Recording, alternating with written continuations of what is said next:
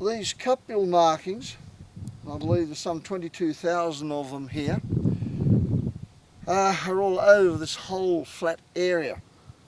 But what interests me is something that Heather pointed out earlier, that pointed mountain or pyramidal peak over there lines up with another one on the other side of this shoal.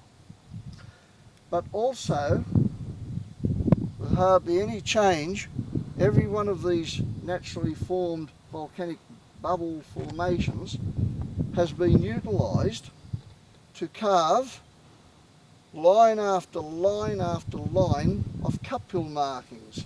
And I would say that as they go further over there, they allow for aeration and change the position of the line so that it lines up with that.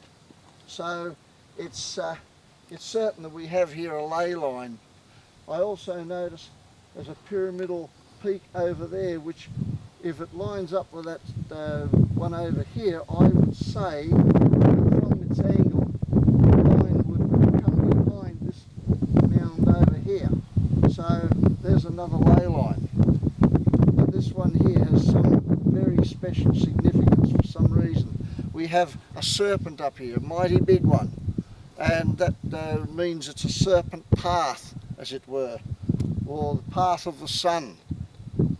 These alignments here actually would also be used to compute positions of the sun at different times of the day. They would line up perhaps over here with other features such as these hollows, like this one down here on the ground. We have sun discs carved here. We even have an almost compass point like feature. This is a natural volcanic bubble, but it's been utilised and hollowed out. We have three, in fact, 1, 2, 3, and they have to have some significance. Maybe after some time we'll start to understand all this, but I'd say at night, if one were able to come here, it may be possible to pick out some constellations that are actually depicted in this vast astronomical complex.